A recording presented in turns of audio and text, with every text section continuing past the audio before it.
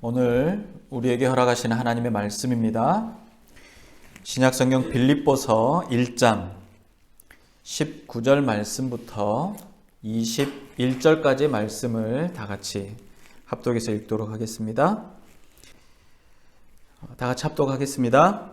이것이 너희의 간구와 예수 그리스도의 성령의 도우심으로 나를 구원에 이르게 할 줄 아는 고로 나의 간절한 기대와 소망을 따라 아무 일에든지 부끄러워하지 아니하고 지금도 전과 같이 온전히 담대하여 살든지 죽든지 내 몸에서 그리스도가 존귀하게 되게 하려 하나니 이는 내게 사는 것이 그리스도니 죽는 것도 유익함이라. 아멘. 아브라함을 이스라엘 백성들은 자신들의 조상이라고 말합니다. 그리고 우리는 그 아브라함을 믿음의 조상이라고 말합니다. 이 이스라엘의 조상인 아브라함의 인생의 여정은 하나님께서 그를 직접 찾아오시면서 시작이 됩니다. 아브라함은 메소포타미아 지역이죠. 그 수메르의 부강한 도시 우르라는 도시에서 하나님의 말씀을 쫓아 약속의 땅으로 향합니다. 아브라함은 그의 믿음이 이 약속을 쫓아서 시작이 되었고 그 약속이 이루어지도록 자신의 인생을 하나님 앞에 내어놓은 사람입니다. 그런데 이 아브라함의 인생을 보면 사실 늘 형통한 것만은 아니었습니다. 그는 매번 좌절했고 또 두려워했고 또는 고통 속에서 어찌할 바를 몰라 했었습니다. 그때마다 하나님께서는 그를 만나 주셨고 그에게 놀라운 약속들을 주셨습니다. 그 약속이 믿음의 조상이 되게 했고 그 약속이 그를 이스라엘의 또 유대인의 아버지가 되게 했습니다. 아브라함은 하나님의 약속을 믿었습니다. 그리고 그 믿음이 어려운 시기를 견뎌낼 수 있게 했고 그 시기마다 분명하고 또 간절한 기대와 소망이 하나님의 약속에 담겨 있었고 그 약속을 믿는 그 기대와 소망은 결국 하나님의 역사를 이루기까지 멈추지 않는 하나님의 역사 안에 그의 이름이 존재한다는 겁니다. 이 놀라운 하나님의 약속은 이스라엘의 정체성 또는 이스라엘의 본질이라고도 할 수 있는데 이스라엘은 하나님께서 부르신 선택받은 백성이다 라고 믿습니다. 그들은 선택받은 백성입니다. 하나님께서 그들을 부르신 것이고 그들에게 내가 너희를 택했다 라고 말씀하고 계십니다. 그래서 이 이스라엘 사람들은 종교가 존재하지 않는다 라고도 할 수가 있습니다. 이게 무슨 말이냐? 이스라엘은 유대교인들 아닙니까? 이스라엘도 종교가 있지 않습니까? 라고 말할 수 있는데 사실 이들은 종교라고 표현하기 어려울 정도로 그 삶 전체가 종교이기 때문에 그렇습니다. 그래서 그 삶 자체가 종교이기 때문에 하나님을 믿고 하나님의 말씀에 순종하고 하나님의 말씀을 따라 사는 것, 그것이 어떤 특별한 예식이나 예전이나 어떤 것에 제한을 받지 않고 그 인생의 모든 것이기 때문에 그들은 그 종교, 유대교 혹은 이스라엘 백성들이 믿는 그 믿음이 그 자체가 삶이고 종교다라고 볼 수 있습니다. 그래서 우리가 이해하고 있는 어떤 종교의 개념보다는 더 깊숙이 들어가서 그 삶 전체가, 그 살아내는 삶의 전체가 믿음이다, 종교다라고 할 수가 있죠.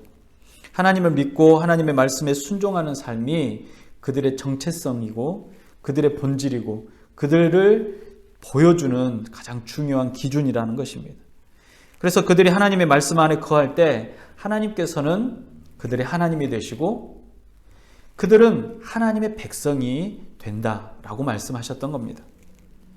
주님께서 이 땅에 오신 이후에 그 부르심은 더욱더 구체적으로 이루어졌습니다. 사랑 가득한 하나님의 주권적인 부르심과 주님의 보혈의 은혜로 우리는 하나님의 자녀가 되었습니다. 구원받은 자녀여 복음의 은혜 아래 있는 하나님의 백성으로 새롭게 태어났습니다. 그래서 예수님께 어떻게 하면 구원을 받을 수 있느냐라고 물어봤던 니고데모에게 다시 태어나면 된다라고 하셨던 예수님의 말씀이 바로 이것입니다. 은혜를 깨달아 알아가고 세상과 충돌하게 되는 것, 그것은 바로 이 은혜 아래 들어가는 순간부터입니다.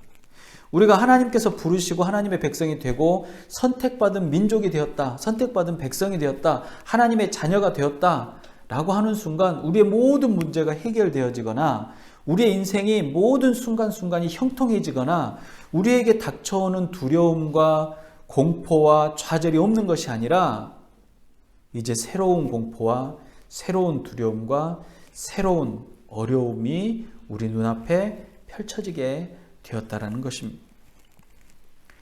그리스도인으로서의 정체성을 잃어버린다면 우리는 이 어려움이 결국 우리를 멸망의 길로 끌고 가버릴 것입니다.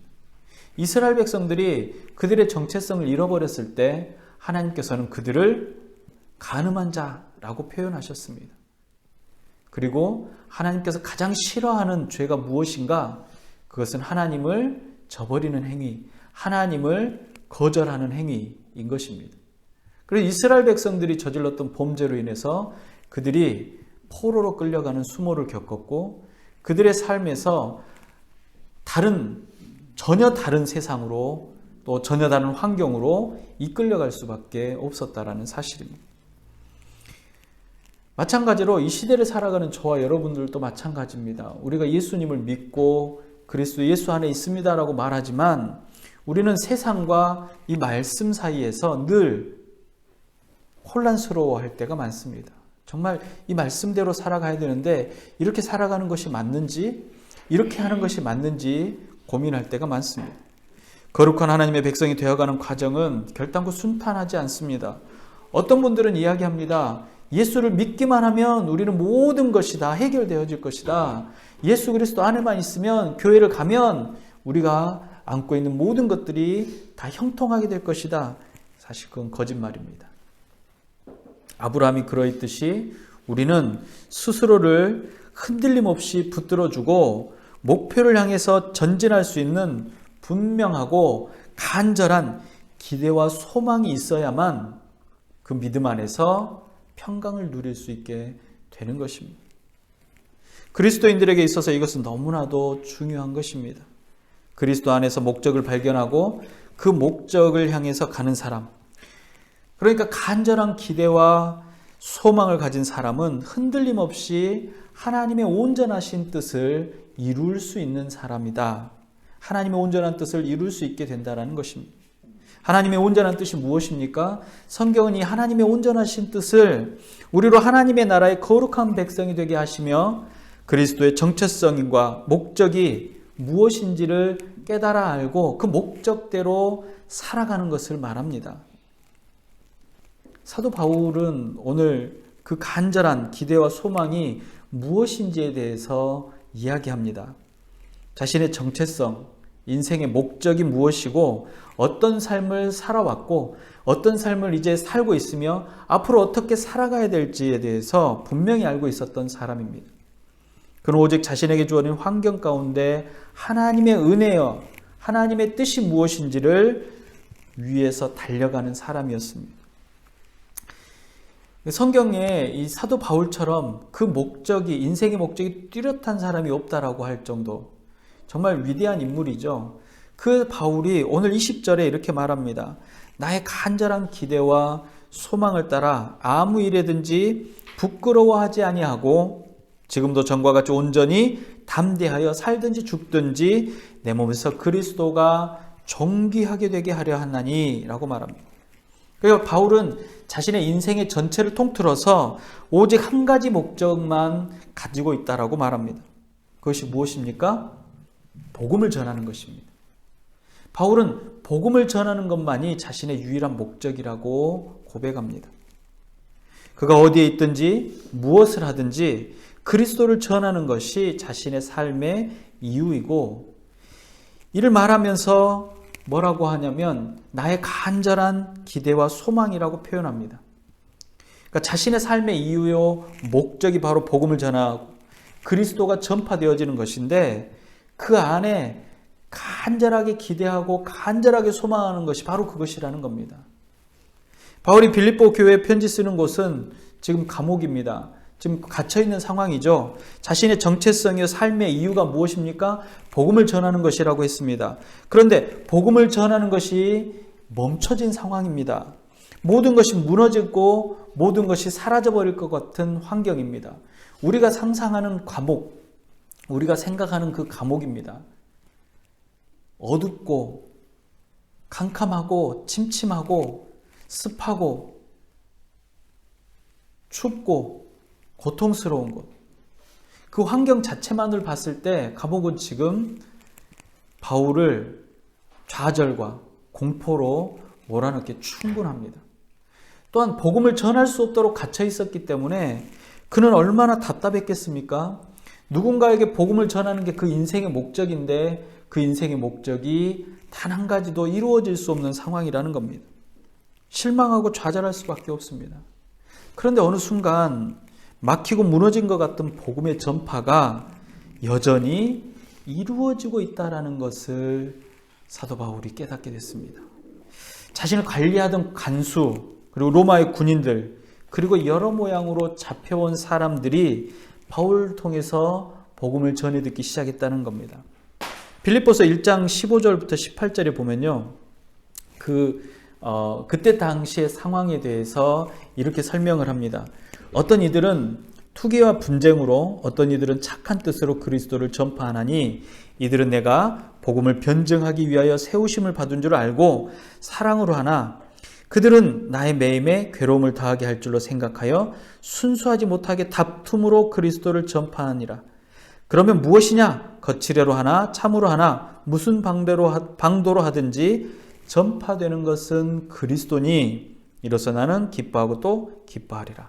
오늘 본문의 이 앞부분의 말씀인데 바울이 지금 감옥에 갇혀있는 상황이 자신 스스로도 복음을 전하는데 너무나 어렵고 지금 막혀있고 정말 아무것도 할 수 없는 상황이었다가 이제 그곳에서도 복음이 전파되어지는 것을 보고 하나님의 뜻이 이것이구나라고 깨닫는 그때에 지금 바울을 기다리는 곳, 바울을 알고 있는 곳, 바울이 전도 여행에 교회를 세웠던 곳들이 지금 어떤 상황이냐면 바로 이 상황이라는 겁니다. 바울이 감옥에 갇혀 있다는 걸 안타까워하는 성도들이 바울 대신에 복음을 전하고 있는 것입니다. 어떤 사람은 바울의 사역에 동참하는 선한 마음으로, 어떤 사람은 이런 기회에 바울이 가지고 있던 주도권을 빼앗아서 자기들이 드러나기를 원하는 마음으로 복음을 전하고 있다는 겁니다. 그것은 바울을 괴롭게 할 수도 있고 바울을 정말로 마음이 심란하게 할 수도 있는 일인 것처럼 보이지만 사실 바울은 어떻게 생각하느냐? 이렇게 되어지든지 저렇게 되어지든지 결국 전파되어지는 것은 그리스도니 오히려 이것은 기뻐할 일이라 라고 말합니다. 우리가 그리스도 안에서 발견해야 되는 목적이 있습니다. 우리는 예수 그리스도 안에서 구원받은 백성, 구원받은 사람들입니다. 하나님께서 우리가 지난주에도 또 그 지난주에도 이야기했던 것처럼 또 우리가 말씀에서 늘 보는 것처럼 하나님께서는 본인 스스로가 거룩하니 너희도 거룩하라 라고 말씀합니다. 그리고 거룩한 자를 부르셨다라고 말씀하시고 그 부르심에 합당한 삶을 살아가라고 말씀합니다. 성경은 부르심에 합당한 삶에 대해서 계속해서 이야기합니다. 그 부르심에 합당한 삶이 무엇이냐? 하나님을 사랑하고 이웃을 사랑하는 겁니다. 우리가 이 땅에 사는 목적이 무엇이냐? 하나님 안에 거하는 겁니다. 예수 그리스도 안에 거하는 겁니다. 하나님의 백성으로서 합당한 삶, 거룩한 삶을 살아내는 겁니다. 그것이 바로 모든 율법의 핵심이라는 겁니다. 우리가 세상 가운데 살아가면서 거룩한 자로 살아가는 것에 대해서 많은 사람들은 동의하지 않습니다. 세상 사람들은 특별히 우리의 거룩함에 대해서 인정하려고 하지 않고 동의하지 않습니다. 세상은 잘 먹고 잘 사는 것, 남들보다 여유롭고 성공하는 삶을 목적으로 둡니다. 우리는 많은 시간을 세상 가운데 보내고 세상의 가치를 위해서 전력을 다합니다. 대부분의 사람들이 성공하는 삶을 살기 위해서 있습니다. 우리가 교회를 설립하고 또 교회가 개척이 되어지거나 또 목회하는 목사님들을 보고 사람들이 말합니다. 크게 성공하기를 바랍니다. 그건 세상의 기준입니다. 교회는 성공하는 곳이 아닙니다. 교회가 크게 되는 것이 교회가 가는 목적도 아닙니다. 성도가 1000명, 2000명, 10,000명, 10만 명, 그것이 하나님이 기뻐하시는 것이 아니라는 겁니다. 그것은 세상의 논리입니다. 건물이 커지고 웅장해지고 화려해지는 것, 세상의 논리입니다. 하나님은 하나님의 백성들이 그 삶 가운데 거룩한 삶을 살아내는 것을 기대하십니다. 그리고 그 기대하심이 우리를 통해서 이 땅에 그리스도인을 만나는 모든 사람들이 예수를 만나게 되는 것입니다. 나에게 주어진 직업과 은사, 이것들이 세상 가운데 드러나는 것, 그것이 바로 하나님께서 기뻐하시는 것입니다. 교회가 크고 웅장한 것이 성공한 것이 아닌 것처럼 예수 믿는 사람들이 돈을 많이 벌거나 높은 지위에 오르거나 또는 어떤 특별한 사람들로부터 존경받는 혹은 사람들로부터 환호하는, 요즘 말로 하면 셀럽이죠. 그런 사람들이 되는 것이 목적이 아니라는 겁니다. 그것이 우리에게 온전하게 이루시는 하나님의 뜻이 아니라는 겁니다. 그러나 우리가 있는 그곳, 우리의 직업, 우리의 환경, 우리의 삶의 자리가 바로 거룩한 삶을 살아내는 현장이라는 것을 사도 바울은 말하는 겁니다. 하나님을 사랑하고 그리스도를 닮아서 이웃을 사랑하는 복음을 전하는 것을 말하죠. 종교개혁자 루터가 고린도전서 7장 20절 말씀이 각 사람은 부르심을 받은 부르심 그대로 지내라 라고 했던 말씀을 들어서 모든 사람들은 각자 그 자리에서 부르심을 받은 사명자임을 이야기했습니다. 나에게 주어진 은사와 직업은 나와 내 가족이 풍족하게 먹고 마시고 즐기기 위한 것만을 위한 것이 아니라 이를 통해서 하나님의 뜻을 이루어드리기 위해 주어진 것이라는 겁니다. 내가 가지고 있는 은사, 나 혼자만 잘 먹고 잘 사는 것이 아니라 그 은사를 통해서 하나님의 법이, 하나님의 사랑이 흘러가게 한다라는 겁니다. 그 은사를 통해서 우리가 직업을 갖고 직장을 구하고 그 직업을 통해서 그리스도인의 삶을 살아내게 된다라는 것을 말합니다. 여러분, 오랫도록 머물고 있는 곳이 어디입니까? 우리가 살고 있는 그 지금 이 시기에 가장 오랫도록 머물고 있는 곳, 그곳이 어디입니까? 우리의 직장입니까? 학교입니까? 그것이 바로 그리스도인으로 삶을 살아내는 현장이라는 겁니다. 그래서 종교개혁자들이 계속했던 이야기는 뭐냐? 우리의 은사가 사용되어지는 곳, 그곳이 사역지다라고 말하는 겁니다. 내가 그곳에서 그리스도인으로 삶을 살아내는 것, 그것이 바로 삶의 예배다라고 이야기하는 것입니다. 그것이 바로 우리의 삶의 사명 이루어지는 곳이라는 겁니다. 우리는 부끄럽지 않는 삶을 살아내야 됩니다. 바울도 마찬가지입니다. 오늘 본문 20절에 앞부분에 분명하게 말합니다. 나의 간절한 기대와 소망을 따라 아무 일에든지 어떤 일에든지 무슨 일에든지 부끄럽지 않고 부끄럽지 아니하고 라고 말합니다. 어떤 사람들이 생각할 때 사도 바울이 지금 감옥에 갇혀있는 상황은 부끄럽고 창피한 일, 혹은 하나님의 놀라운 사역이 멈춰지고 무너지고 실패하고 망가진 일이라고 생각할지도 모릅니다. 그리스도의 능력의 사람, 하나님 앞에 선 사람, 하나님의 인도하시는 사람, 예수님께서 친히 그를 만나시고 제자 삼은 바울이 복음을 전해야 하는데 감옥에 갇혀있는 그 자체만으로 어쩌면 부끄러워할 수도 있다라고 생각할지도 모릅니다. 하나님의 영광이 가려질 것 같은 상황이고 자신이 당연히 해야 할 일을 하지 못하는 부끄러움이 그를 괴롭게 할 수도 있습니다. 그런데 그 감옥에서 복음이 전해지고 있었습니다. 아무것도 할 수 없는 그 상황에서, 아무것도 할 수 없는 그 환경에서 여전히 바울은 바울입니다. 여전히 하나님의 백성이고 하나님의 사명자고 하나님의 기쁨의 소망을 맡은 자라는 것입니다.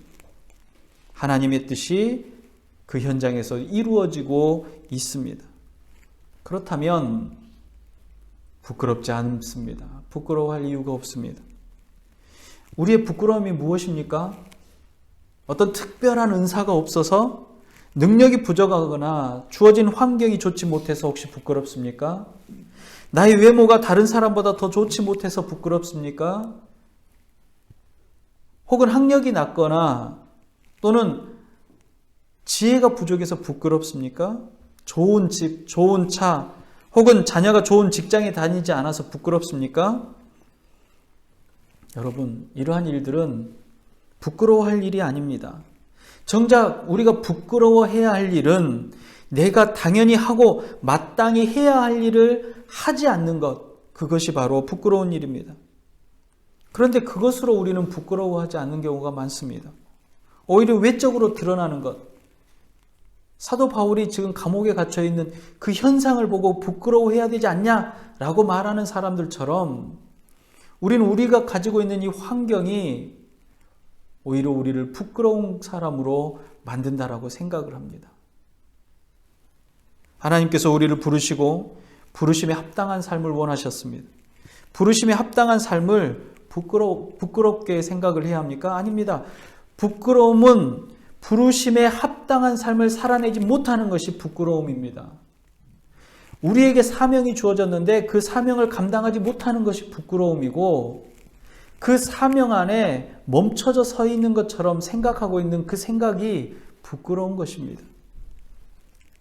거룩한 자라고 되라고 하셨는데 거룩한 삶을 살지 못하는 것, 그것이 부끄럽습니다. 이웃을 사랑하라고 하셨는데 이웃을 사랑하지 못하는 것이 부끄러움인 것입니다. 인생의 결과가 좋지 못해도 괜찮습니다. 우리의 삶이 망가진 것 같아도 괜찮습니다. 무너진 것 같아도 괜찮습니다. 그 과정이 남들이 손가락질을 받는 형편에 처할지라도 괜찮습니다.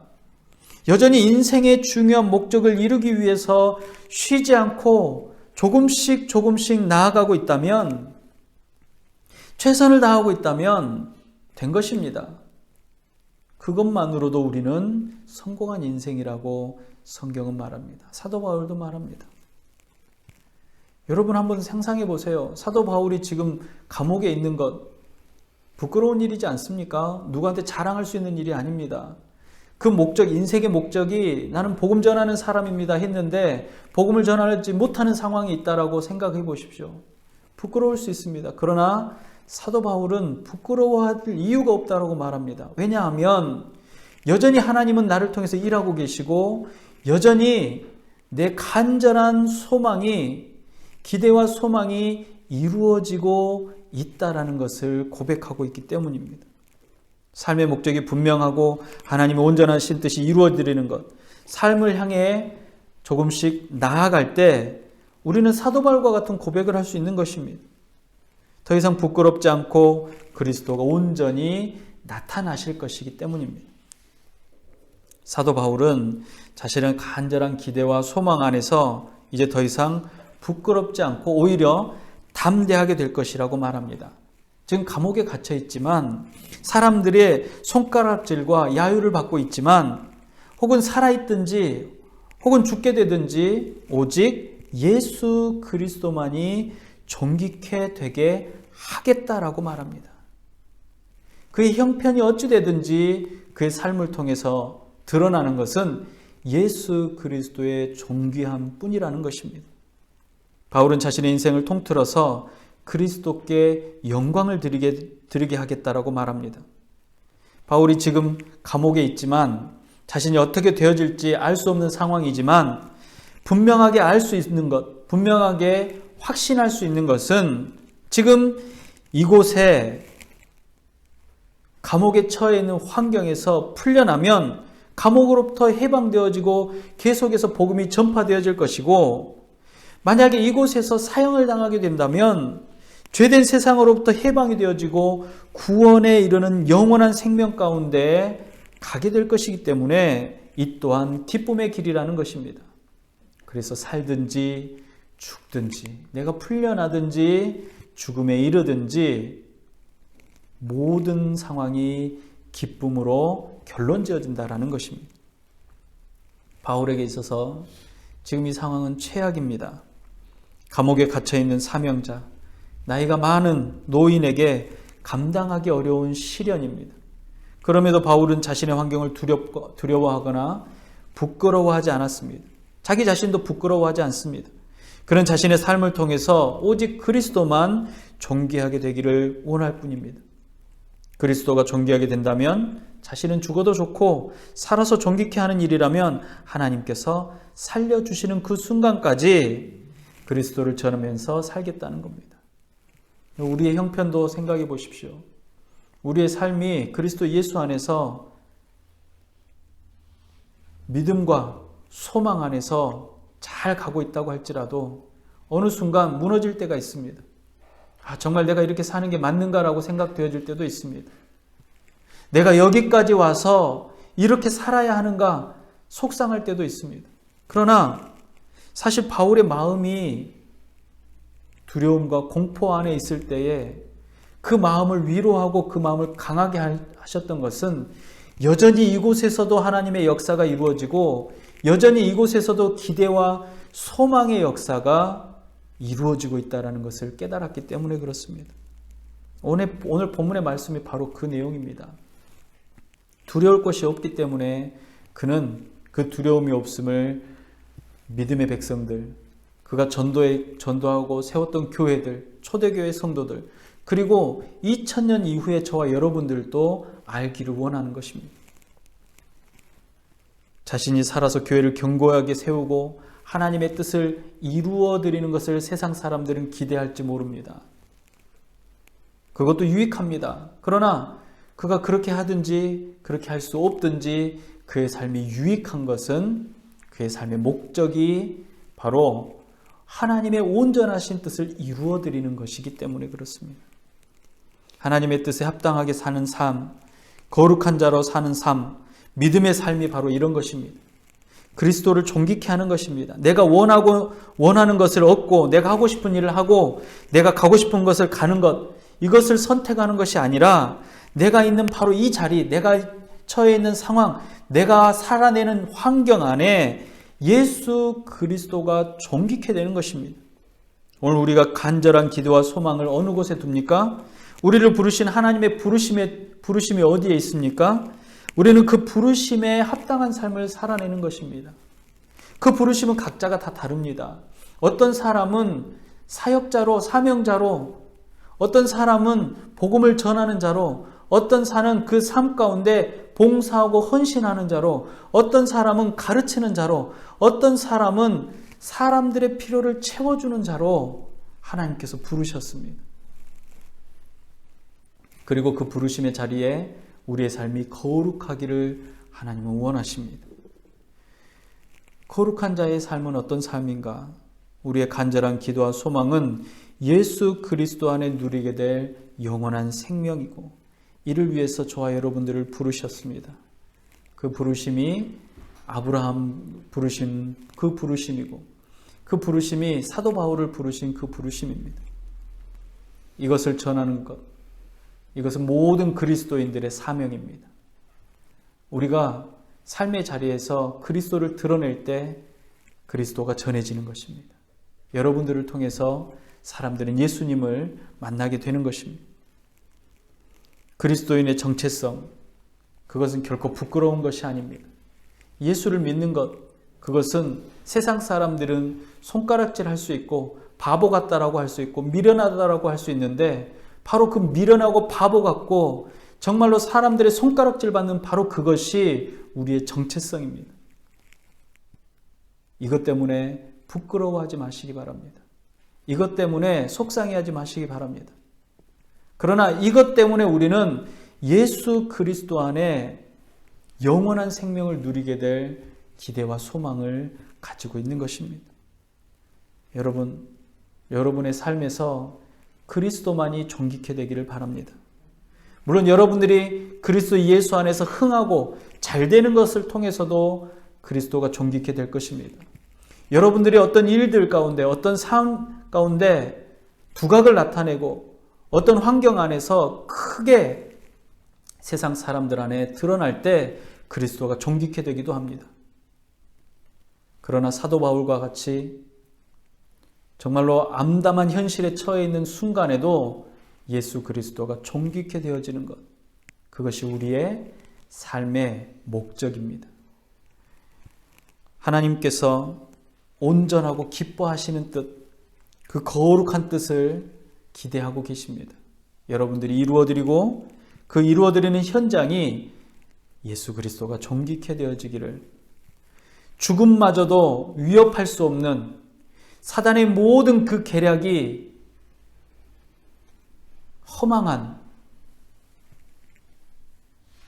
거짓이요 또 망하는 것임이 드러나는 여러분들의 삶이 되시기를 주님의 이름으로 축복합니다.